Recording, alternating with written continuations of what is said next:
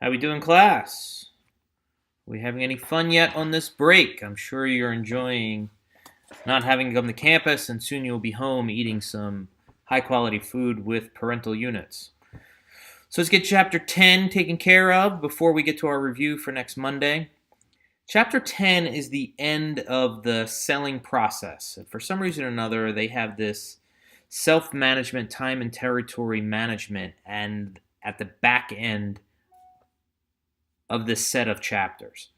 This probably would be a better fit for the segments of 11 through 14, but because this is not pertaining to sales management and this is more specific to this salesperson, they have it back here. They stuck it in there. Maybe it would have even been better at the end of this could have been chapter 6, but we'll see.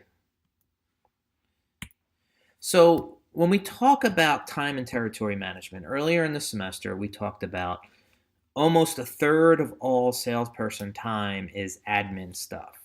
Well, part of that admin stuff is time and territory management. Salespeople need to be more productive with their time. They need to be absolutely efficient as they possibly can. They need more time with their customers and less time traveling to and from customers. And they really need to, this increased efficiency, this, idea of having your best foot forward at all times really enhances your confidence, okay? Now, from the sales manager's perspective, sales manager wants to make sure that all customers and all territories are fully covered, right? So we have to spend time and energy to strategize how we do that. Sales managers want to minimize the amount of sales expense. We don't want to keep having to go back to the same client or going to clients on one side of the county and then to the other side and then going back and forth. They want you to be efficient.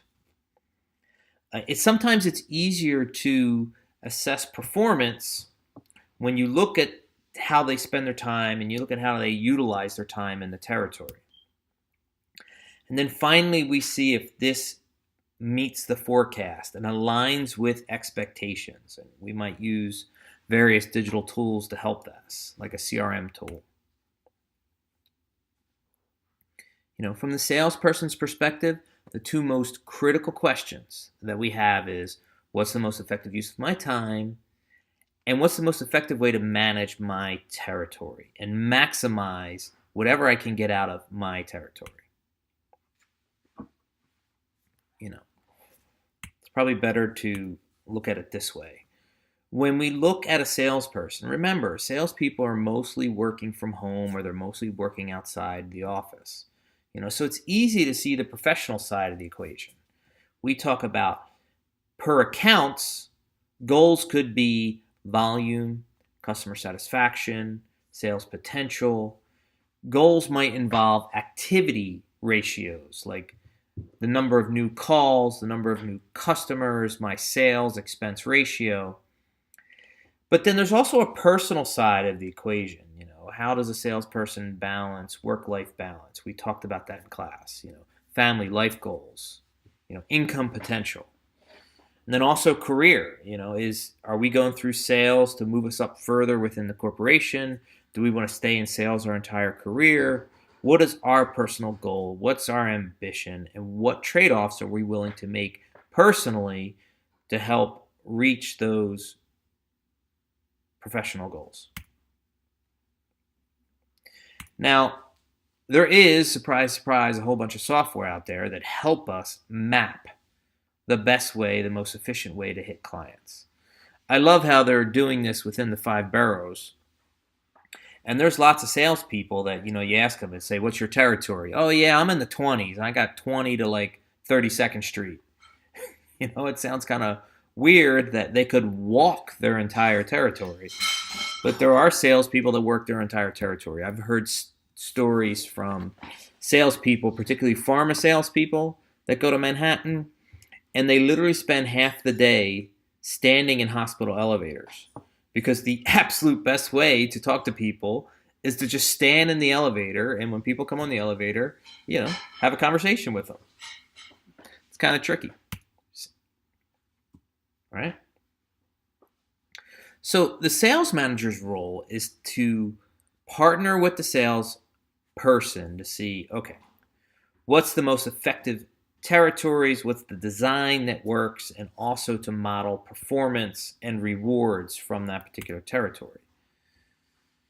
Because your territory and where you sell, all territories are not the same.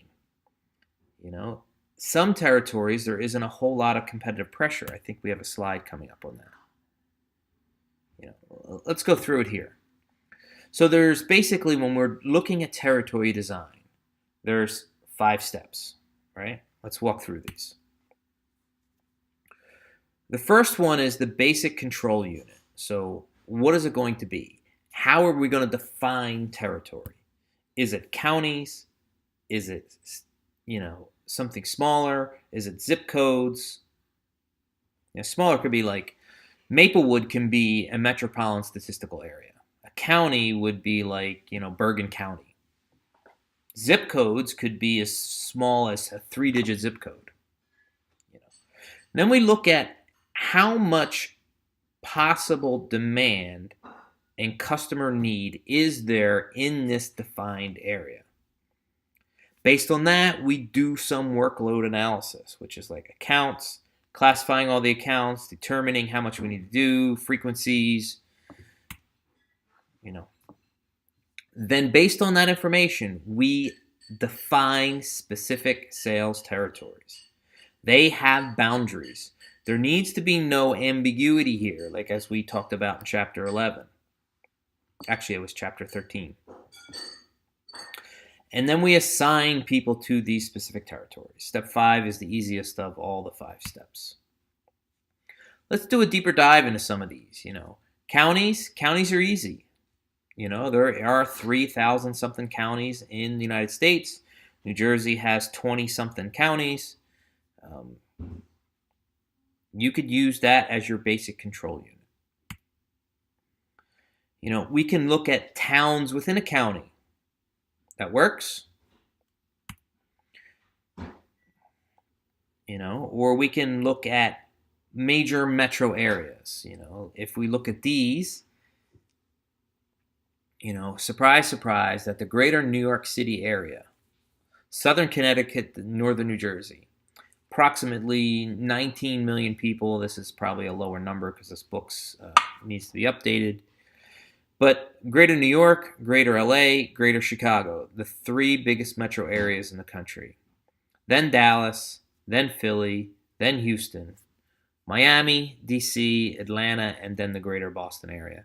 They are the 10 largest greater metro areas in the United States. And then we talk about zip codes, okay? Zip codes could be really specific. We can go down to 3-digit zip codes, which could be in some areas like a town of about 20,000 people could have 5 or 6 different 3-digit zip codes within that town. Maybe 3 or 4. Here's that account analysis. Because what we're really looking for is within an account, we have to look at the number of accounts someone could handle, the number of calls that needs to be made per account, how long do these calls last, how much non-selling and travel time is involved. And then even that, in some territories, this is what I wanted to get to here. Some territories have stronger competitive pressure. Some territories do not. One of the other goals for us to classify an account is, do we want the prestige account, the halo account, the, oh my gosh, you got Walmart, so therefore you must be something legit? Do you only care about big accounts, or are you okay with any accounts? So size is a big deal. And then we look at, how many, remember we talked about selling, particularly in the new school selling world. How many individuals are involved in the decision for a particular account? Maybe for smaller accounts, it's only 1 or 2. But for larger accounts, you have to sell to an entire team.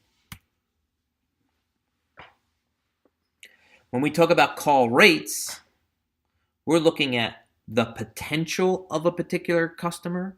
We're also looking on the ability to get something out of that particular customer. Now, I'm sure you've all heard the 80-20 rule at some point. I'm sure you've all heard of Pareto's principle. When we talk about a small percentage of your customers, small number of customers are responsible for a large majority of your profits. So less than 20% of your customers are responsible for more than 80% of your margin. That's the 80-20 rule.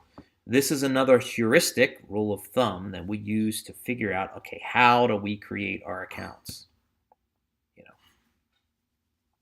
Some of the other ways we can look at territory performance, we can look at sales invoices, we can look at the CRM system, we can buy data from the Nielsen's of the world or the IRIs of the world. We can aggregate this types of information. We can do this based on territory, customer size, orders, package. And we use this information to make the overall call of what we should do. This is just a good exhibit with regards to the types of information that CRM, enterprise resource planning. This is more on the operations side. It's more of a supply chain system. But these warranty cards, these are all information that in the normal course of business of a salesperson, this information gets generated. And then we can aggregate that information across either product size, category, customer size, geographic region, territory to help do some analysis. All right, we already did all those. And to wrap up this chapter, we've been talking about this term in terms of North America. We've been talking about this in terms of our local area. It gets even more difficult on a global level. And we're going to talk about global when we get to 14. Then, how many salespeople are you going to have abroad? How strong is your product vis-a-vis competition abroad?